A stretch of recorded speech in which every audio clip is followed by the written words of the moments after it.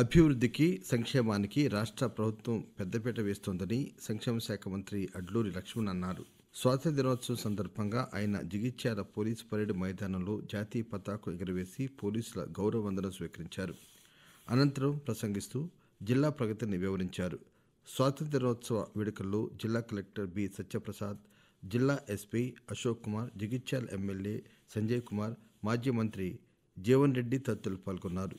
జిల్లాకు మహాలక్ష్మి పథకం కింద 257.63 కోట్ల రూపాయలు, ఉచిత విద్యుత్ పథకం కోసం 117.47 కోట్ల రూపాయలు, వంట గ్యాస్ కింద ప్రభుత్వం 237.40 కోట్ల రూపాయలను రాయితీ కల్పించిందని తెలిపారు. ఇందిరా మహిళా శక్తి పథకం కింద 10.21 కోట్ల రూపాయలు, స్వయం సహాయక సంఘాలకు 31.7 కోట్ల రూపాయలకు బ్యాంకు లింకేజ్ రుణాలు ఇచ్చామని తెలిపారు. 80,515 మంది రైతులకు రుణమాఫీ కింద 721.74 కోట్ల రూపాయలు, రైతు భరోసా కింద 243.32 కోట్ల రూపాయలు రైతుల ఖాతాలో జమ చేశామని కూడా ఆ నివేదికలో తెలియజేశారు. జిల్లాకు చెందిన 25 మంది పోలీసు అధికారులు, సిబ్బంది రాష్ట్ర ప్రభుత్వ పథకాలు అందుకున్నారని జిల్లా ఎస్పీ అశోక్ కుమార్ తెలిపారు. స్వాతంత్ర్య దినోత్సవం సందర్భంగా ఏఆర్ఎస్ఐ ఎం రామస్వామికి, మేడిపల్లి హెడ్ కానిస్టేబుల్ ఏ శ్రీనివాస్కు ఉత్తమ సేవా పథకాలను, మరో 23 మందికి సేవా పథకాలను అందజేశారు. మహిళలు మానసిక శారీరక వ్యాధుల నుండి త్వరగా కోలుకోవడం కోసం ప్రతి మంగళవారం నిర్వహించే ఆరోగ్య మహిళా కార్యక్రమానికి జిల్లాలో మంచి స్పందన లభిస్తోందని జిల్లా ప్రోగ్రాం అధికారి డాక్టర్ జీపాల్ రెడ్డి అన్నారు. జిల్లాలో 8 ఆరోగ్య మహిళా కేంద్రాలు ఉండగా ఇప్పటి వరకు 13,760 మంది మహిళలు ఈ కేంద్రాల ద్వారా చికిత్స పొందారు.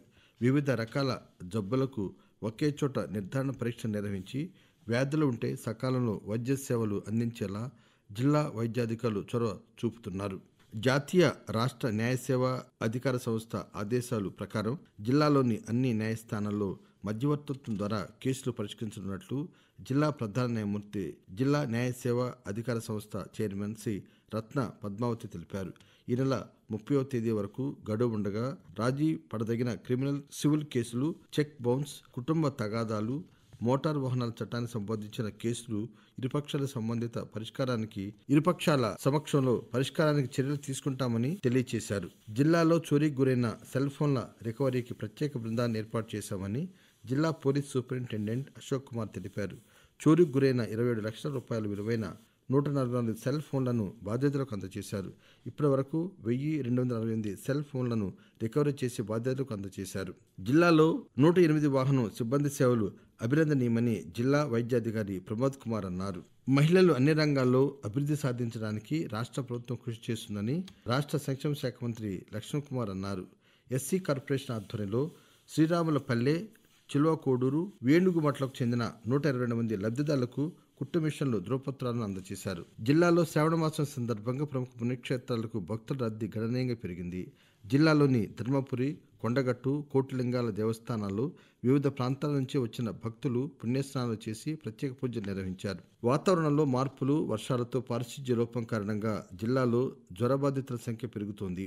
జిల్లాలో ఇప్పటి వరకు 4 డెంగ్యూ కేసులు నమోదు కాగా 4,500 మంది టైఫాయిడ్ జ్వరానికి గురయ్యారు. జ్వర బాధితుల గుర్తింపు కోసం ఇంటింటి సర్వే నిర్వహిస్తున్నామని జిల్లా ఉప వైద్యాధికారి డాక్టర్ శ్రీనివాస్ తెలిపారు. ఇప్పటి వరకు 2,60,370 గృహాలను పరిశీలించామని, 767 మంది జ్వర పీడితులను గుర్తించి చికిత్స అందించామని వివరించారు. జిల్లా ఆసుపత్రిలో 60 పడకలు అందుబాటులో ఉండగా జ్వరాల తీవ్రత దృష్ట్యా మరో 20 పడకలను ప్రత్యేకంగా బాధితులకు కేటాయించారు. ధర్మపురి మున్సిపాలిటీలో దశాబ్దాలుగా పలు విద్యుత్ సమస్యలు నెలకొనగా వాటిని పరిష్కరించేలా అధికారులు అడుగులు వేస్తున్నారు. ఇటీవల ధర్మపురి పట్టణానికి చెందిన వివిధ రకాల విద్యుత్ తీగలు, అదనపు ట్రాన్స్ఫార్మర్లు, విద్యుత్ స్తంభాలు, ఇతరత్ర అంశాలపై మంత్రి లక్ష్మణ్ కుమార్ విద్యుత్ శాఖ అధికారులతో చర్చించారు. మెరుగైన విద్యుత్ సేవలు అందించడం కోసం 1,16 లక్షల రూపాయలు నిధులు మంజూరు కావడంతో ఆయా పనులు చురుగ్గా సాగుతున్నాయని ధర్మపురి ఏఈ రవి తెలిపారు. ప్రతిరోజు విద్యార్థులు స్వచ్ఛత, పరిశుభ్రత పాటించాలని రాష్ట్ర సంక్షేమ శాఖ మంత్రి లక్ష్మణ్ కుమార్ సూచించారు. జాతీయ నులిపురుగుల నివారణ దినోత్సవంలో భాగంగా విద్యార్థులకు నులిపురుగుల నివారణ మాత్రలను ధర్మపురి జెడ్పీహెచ్ఎస్ పాఠశాలలో అందజేశారు.